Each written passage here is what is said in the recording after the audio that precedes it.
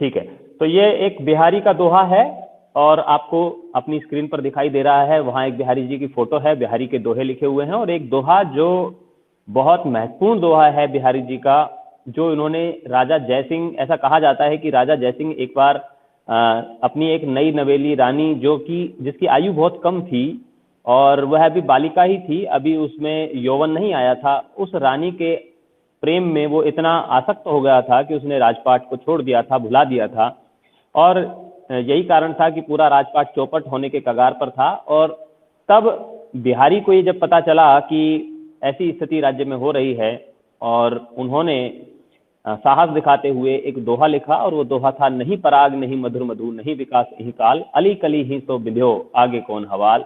तो ये दोहा लिख करके उन्होंने अन्योक्ति अलंकार का इसमें प्रयोग किया गया है और इस अन्योक्ति अलंकार में उन्होंने एक भंवरे को माध्यम बना करके राजा जयसिंह को अपने राजपाट को संभालने, उसका ध्यान रखने और रानी के जो आसक्ति है, जो प्रेम है, उससे मुक्त होकर के राजपाट को संभालने का उन्होंने संदेश दिया है। तो इसमें क्या कहा है देखिए, पहले तो इसका जो सामान्य अर्थ है जो कि एक भंवरे और कली के रूप में है, तो वो उन्होंने कहा है कि नहीं पराग नहीं मधुर मधु, कि हे राजा या हे भंवरे, यहाँ पर अली, अली को संबोधित किया गया है, अली का मतलब होता है भंवरा, हे भंवरे, कि न तो इस कली में अभी पराग ही है न ही इसमें कोई मीठा मधु ही है और अभी इसका विकास भी पूरी तरह से नहीं हुआ है। हे भंवरे, तू कली में ही इतना उलझ कर रह गया है, तू कली के सौंदर्य पर ही इतना आसक्त हो गया है, तो जब यह कली पुष्प बन जाएगी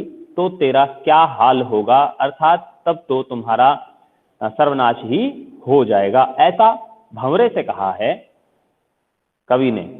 तो यहां पर भंवरे से कहते हुए उन्होंने संकेत किया है राजा के नाम। अब दूसरा अर्थ जो अन्योक्ति अलंकार से हमें प्राप्त होता है कि हे राजा, अभी जिस रानी का पूरी तरह से विकास ही नहीं हुआ है, जो अभी प्रेम के रस को जानती ही नहीं है, जो जिसमें अभी नारियोचित गुणों का ही विकास नहीं हुआ है, तू ऐसी बालिका के प्रेम में ही आसक्त होकर रह गया है। जब यह बालिका युवती बन जाएगी, इस पर यौवन आ जाएगा, उसके बाद तो तेरा सर्वनाश ही सुनिश्चित है, तेरा क्या हाल होगा। ऐसा कह करके उन्होंने भंवरे के माध्यम से ये संदेश संकेत के रूप में दिया और ऐसा कहते हैं कि राजा ने जब ये पढ़ा तो वह अपने रनिवास से बाहर निकला और राजपाट को संभालने लगा। उसने बिहारी को बुलाया, बिहारी को उन्होंने बहुत सम्मान किया उनका और उनसे कहा कि ऐसे और दोहे तुम बनाओ और इसका पूरा ग्रंथ बनाओ, मैं तुम्हें प्रत्येक दोहे पर एक स्वर्ण मुद्रा उपहार में दूंगा। तो यहाँ पर आप देखें कि ये वो दोहा था जिसने बहुत प्रसिद्ध कर दिया, जो बिहारी लाल हैं, कवि बिहारी लाल, उनको बड़ा प्रसिद्ध कर दिया और उनका जो यश था उसमें वृद्धि हुई, उन्हें जो राजमहल था उसमें सम्मान मिला। तो ये था हमारा पहला दोहा। और अब हम बात करते हैं दूसरे दोहे की। तो दूसरे दोहे से पहले मैं कुछ विद्यार्थियों से कहूँगा कि कुछ चाहूँगा कि वो बात मेरी पहुँची कि नहीं पहुँची वो बताएं। दिनेश का माइक शुरू है तो मैं दिनेश से बात कर लेता हूँ, बाकी लोग अभी माइक शुरू करना आ नहीं रहा है उनको शायद समझ में। तो दिनेश, तुम्हारे माइक चालू है, मुझे एक बार बता दो कि तुम्हें वीडियो जो मेरा फोटो आया था, जो बिहारी जी के दोहे का एक फोटो तुम्हें दिखाई दिया, वो साफ दिखाई दिया या नहीं दिया, और उसमें जो बात मैंने समझाई वो सही से समझ में आई कि नहीं आई? चलो भाई ठीक है, हमारी कक्षा सफल हो रही है, इसका मतलब आप अपना माइक बंद कर लें। मैं एक और दूसरे फोटो में दूसरा जो दोहा है इनका उसकी बात करूंगा। दिनेश तुम अपना, हाँ वेरी गुड, दिनेश ने अपना माइक बंद कर लिया है। और अब हम एक दूसरे दोहे की बात करते हैं जो कि बिहारी जी का दोहा था इससे पहले वाला, और ये भी दोहा बिहारी जी का ही है और ये दोहा इनके ज्योतिष ज्ञान से संबंधित है। हमारी एक कक्षा में मैंने बताया था कि बिहारी जो थे वो बहुज्ञता के कवि भी माने जाते हैं। बहुज्ञता के कवि माने जाने के कारण वो उनको बहुज्ञता का कवि इसलिए कहा जाता है क्योंकि उन्हें बहुत सारे विषयों का ज्ञान था। तो यहाँ पर आप देखें एक और दोहा जो वास्तव में दोहा नहीं है, सोरठा है, ये सोरठा छंद है। और सोरठा छंद क्योंकि इस जो बिहारी की दोहावली है या सतसई है उसमें दो ही छंद हैं, लगभग 600 तो इसमें दोहे ही हैं, 600 साढ़े 600, और कुछ सोरठा हैं। तो ये छंद सोरठा छंद है, जिसमें दोहा की उल्टी मात्राएं होती हैं। दोहा में 13-11 13-11 मात्राएं होती हैं और सोरठा में 11-13 11-13 मात्राएं होती हैं। तो यहाँ पर एक सोरठा है, मंगल बिंदु सुरंग मुख शशि केसर आड़ गुरु, एक नारी लही संग रसमय किए लोचन जगत।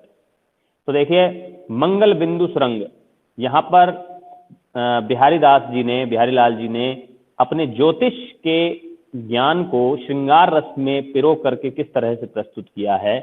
उन्होंने कहा है कि जो नायिका है, नायिका के मस्तक पर, चंद्रमा रूपी मस्तक पर मंगल ग्रह रूपी लाल रंग की एक सुंदर बिंदी लगी हुई है, और उसके नीचे पीले रंग की, केसर की एक आड़ी रेखा उसने खींची हुई है।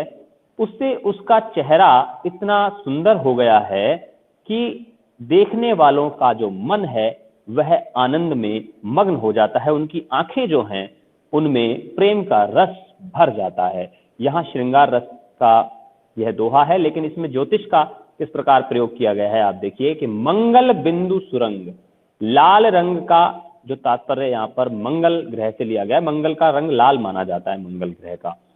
और देखिए, जो गुरु बृहस्पति है, बृहस्पति का जो रंग है वो पीला माना जाता है। और जो चंद्रमा है, शशि भी यहाँ पर है, आप देखें, गुरु, मंगल और शशि।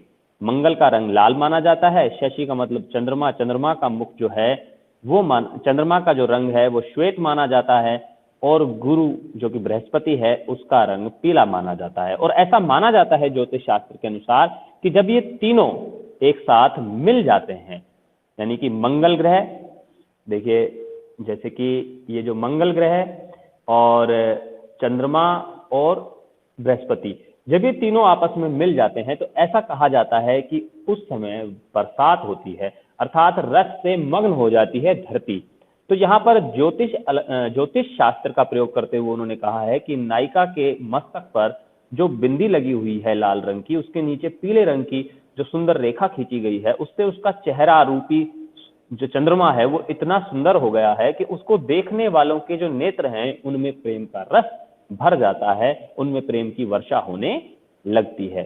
तो यहाँ पर अन्योक्ति अलंकार भी है और साथ ही साथ रूपक अलंकार भी है। और यहाँ पर आप देखें कि उन्होंने ज्योतिष शास्त्र संबंधी अपने ज्ञान की भी अभिव्यक्ति उन्होंने की है। अब हम एक और दोहे पर चलते हैं, एक और दोहा हम पढ़ते हैं, और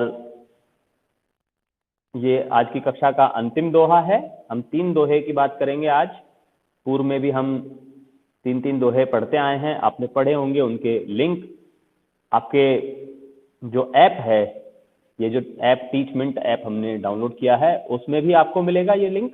और साथ ही साथ आप यूट्यूब पर हमारे चैनल के अंदर जाकर के भी प्लेलिस्ट में ये सारे जो हमारी कक्षाएं हैं बिहारी दास से संबंधित या उससे पुरानी भी, वो सारे दिखाई देंगे आपको। यहाँ पर एक और दोहा आपके सामने आ गया है। ये दोहा भी श्रृंगार का दोहा है, और देखिए नीचे अर्थ भी मैंने दे दिए हैं, कुछ कुछ जो शब्द हैं उनके। तो अंग अंग नग जगमगत, दीप सिखासी देह, दिया बढ़ाए हूँ रहे, बड़ो उजारो गेह।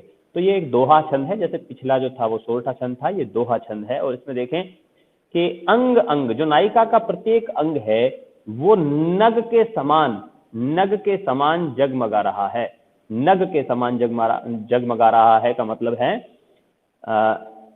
नगीना, जैसे आभूषण में जो जड़ते हैं ना नगीने, या जो कीमती बहुमूल्य बेशकीमती जो नग होते हैं, उससे संबंधित है कि नायिका के जो प्रत्येक अंग है वो आभूषणों में जड़े हुए नगीनों के समान प्रतीत होते हैं। यहाँ रूपक अलंकार है, दीप सिखासी देह, और दीपक में से जैसी ज्योति निकलती है ऐसी प्रतीत होती है उसकी देह, उसका सारा शरीर इतना उज्जवल प्रतीत होता है जैसे कि दीपक में से निकलने वाली ज्योति। तो यहाँ पर उपमा अलंकार है, सी लगा हुआ है, देखिए वाचक शब्द के रूप में।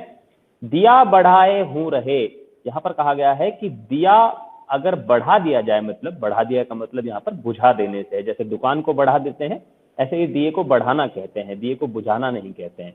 तो दिया बढ़ाए हूँ रहे, दिया बढ़ा देने पर अर्थात दिए को बुझा देने पर भी सारा जो घर है उसमें नायिका के शरीर से निकलने वाली जो ज्योति है, प्रकाश है, उससे सारे घर में उजाला बना रहता है, सारा घर उज्जवल रहता है। यहाँ पर अतिशयोक्ति अलंकार भी है कि दिए को बुझा दो तो नायिका के शरीर से भी प्रकाश किया जा सकता है। ऐसा एक गीत आपने अमिताभ बच्चन का भी सुना होगा कि जिसकी बीबी गोरी उसका भी बड़ा नाम है, और कमरे में बैठा दो लट्टू का क्या काम है।